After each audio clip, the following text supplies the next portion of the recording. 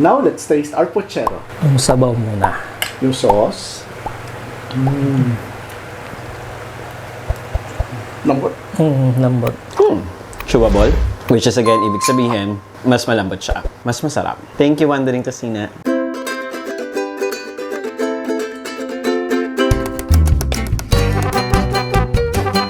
Maliwanag mga kaibigan! Ako si Chacon. Ako si Mark. Kami ang Wandering Kusina. Today, we're going to make puchero. And this is the process. This recipe will be a great pork dish for the Easter Sunday celebration. Easy lang ang puchero natin. Pero alam nyo ba na ang puchero ay galing pa sa bansang Espanya? Compared sa original version nito, wala tayong green beans, cabbage at chorizo. Pero meron tayong carrots, potatoes, onions, tomatoes, garlic, saba na saging, pechay at spring onions. So maglagay lang tayo ng konting oil sa ating wok. So ipiprito lang natin ng konti yung ating mga vegetable. Ang dapat piliin nyo na saba na saging ay yung pahinog na. Dapat hindi sobrang hinog kasi sobrang tamis nito at baka ma-overpower yung lasa ng puchero. Although karamihan sa atin would prefer na hinog na saging. Mas masarap ang saging pag ito ay piniprito muna para may smoky taste ito pag inihalo. So yan, tanggalin na natin yung ating saging. Ayan. So isunod natin tong ating potato tsaka carrots. Common sa ating mga Pinoy ang mag-saute muna ng mga sangkap bago ito ipaghalo lahat. Sa ganitong paraan, pinapalabas natin ang lasa mismo ng mga sangkap para mas maiksi na rin ang pagpakulo at hindi madudurog ang sangkap. So yan mga wonders, pag medyo brown na yung edges niya, pwede na natin siyang tanggalin.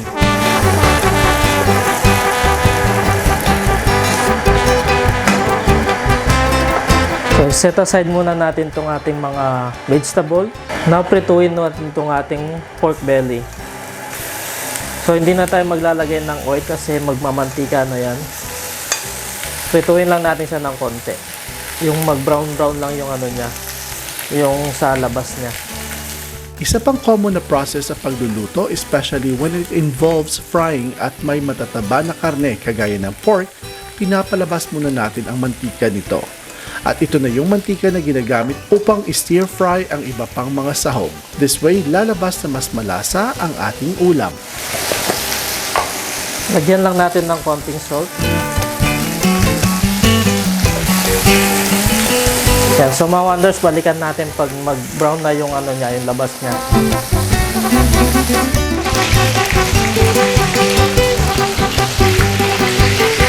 So yan mga wonders, medyo nag-ano na siya, nag-brown na yung sa labas niyang pork natin.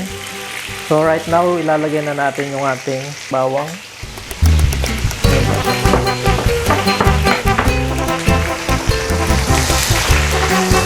Yan yung ating sibuyas.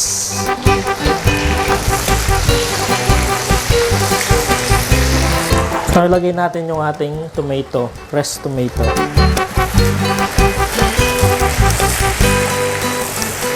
Yan, so takpan muna natin siya ng mga 3 minutes and then balikan natin.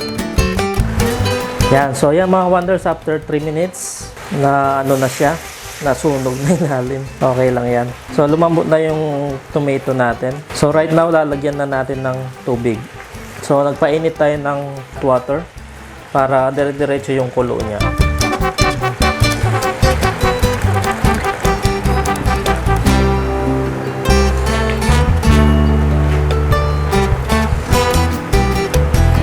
Yan. And then lagyan natin siya ng tomato sauce.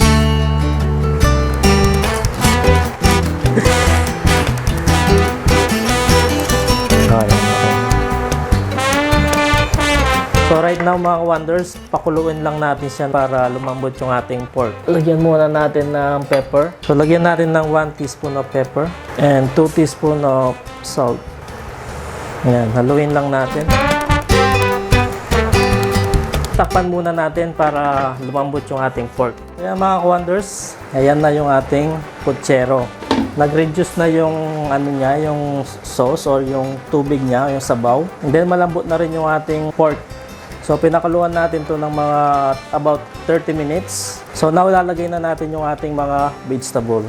So lagay na natin to lahat. So yan mga wonders, tikman muna natin kung tama na yung lasa niya. So medyo matabang siya. Lagyan natin ng konting salt, mga 1 teaspoon of salt.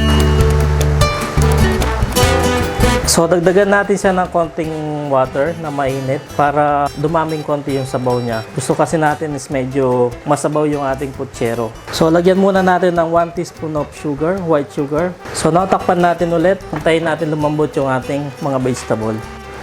So ayan mga wonders, malambot na yung ating mga vegetable na linagay. So ilagay na natin itong ating pechay. So gagamit tayo dito ng pechay, ang tawag dito. Chinese pechay ba ito? Pwede rin kayong gumamit ng pak choy or cabbage. So nasa sa inyo yung kung anong gusto nyo gamitin. So lagyan din natin siya ng daon ng sibuyas. So ayan mga wonders, patayin na natin yung ating kalan. Kasi para hindi ma-overcook yung ating pechay. So wag natin siyang takpan. Ayan ang mga ka-wonders, ready to serve ng ating easy puchero. Enjoy this anytime, especially sa Easter Sunday. Tikman na natin. Now, let's taste our puchero. Yung sabaw muna. Yung sauce, yes. Yung sauce niya is malapot. Malapot siya dahil sa matagal na papakulo natin ng pork at saka vegetables.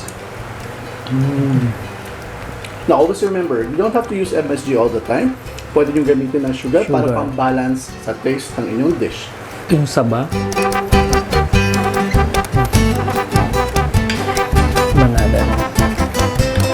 Yung sakto lang yung sakto yung hinog ng saging. Tignan mo muna. Now, let's go to the pork.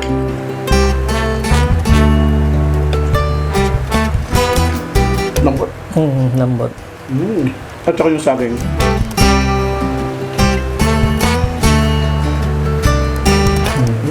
Hindi siya hilaw, at saka pahinog na siya. So, perfect lang. But today mga ka-wonders, it's not only us na mag-taste test nitong ating puchero. We have our guest. Let's call in Neil. Hi! Nawala ako bigla. Actually, yung banana niya, well, una ko talagang tinikman yung banana, no, yung fruits.